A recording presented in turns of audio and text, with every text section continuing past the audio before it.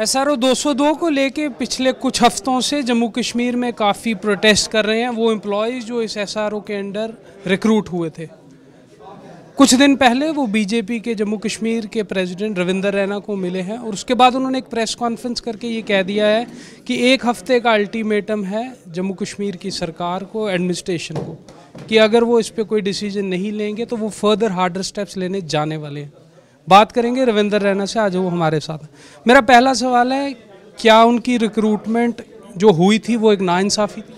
SRO 202 के तहत जो हमारे नौजवान रिक्रूटमेंट जिनको जॉब्स मिली हैं उसमें बहुत सारे ऐसे प्रोविजंस हैं जिनको हटाने की बहुत सख्त ज़रूरत है।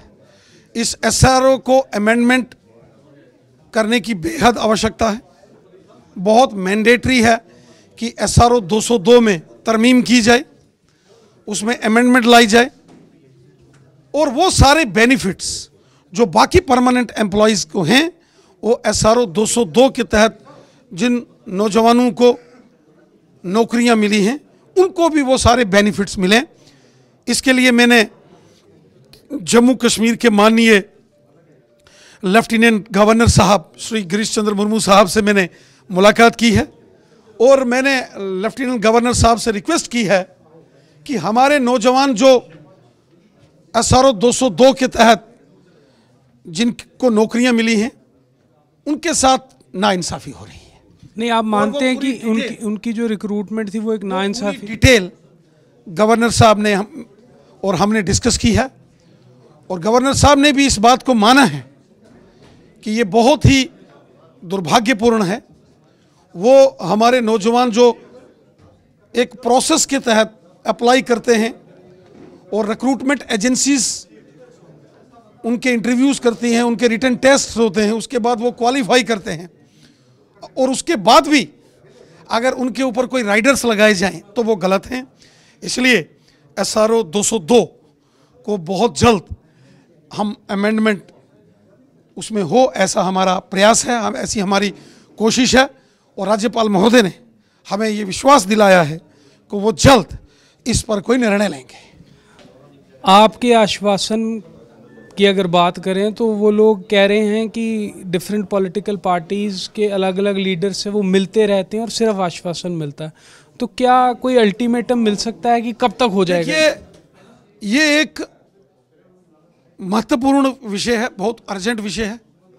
बहुत सारे बच्चे नौजवान जो डॉक्टर्स हैं, इंजीनियर्स हैं, प्रोफेसर्स हैं, जिनकी अभी हाल ही में SRO 202 के तहत रिक्रूटमेंट हुई है, वो कई बार हमको मिले हैं और हमने उनको कहा है कि उनके इशू बहुत जेन्युइन है और उसके लिए जो उनकी स्ट्रगल है हम उनके साथ खड़े हैं, अपने बच्चों के साथ खड़े हैं, हम अपने नौजवानों के साथ खड़े हैं।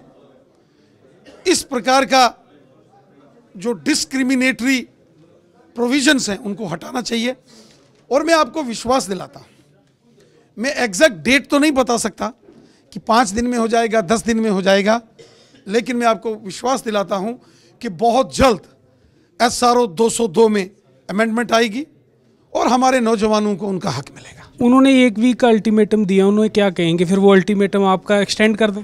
देखिए, ये उनका अधिकार है, डेमोक्रेटिक राइट है, राइट टू प्रोटेस्ट एक फंडामेंटल राइट है और डेमोक्रेटिक तरीके से अपनी बात रखना ये हमारे हिंदुस्तान के कानून ने हिंदुस्तान के शहरियों को ये अधिकार दिया है। और अगर हमारे नौजवान अपनी उचित मांगों को लेकर जो बहुत जेन्युइन हैं, जस्टिफाइड हैं, उसको लेकर अगर वो कोई आंदोलन करते हैं एक डेमोक्रेटिक वे में या प्रोटेस्ट करते हैं तो वो उनका अधिकार है, राइट है और जहां हमारी उनको जरूरत पड़ेगी हम उनके साथ खड़े रहेंगे और हमारी कोशिश है कि जल्द से जल्द इस SRO 202 में अमेंडमेंट लाएं और अपने नौजवानों को उनका हक दिलाएं। नहीं, पर वो एक्सटेंड करें या 1 हफ्ते में वो कैसे, मतलब देखिए उनको क्या मैसेज देना चाहते हैं? इसका निर्णय हमारे नौजवानों ने लेना है और जो निर्णय हमारे नौजवान लेंगे, पढ़े लिखे हैं, बहुत हाईली क्वालिफाइड हैं, PhD, डॉक्टरेट, रिसर्च स्कॉलर हैं, MBBS हैं, जो हमारे नौजवान फैसला लेंगे हम उनके साथ खड़े हैं। Thank you. तो ये थे रविंदर रैना। मैं यहाँ से जो एम्प्लॉयज़ हैं उन्हें एक मैसेज देना चाहूँगा कि आपने सुन लिया उन्होंने क्या कहा है, और जो आश्वासन दिया है इस आश्वासन का थोड़े दिन इंतज़ार करिए।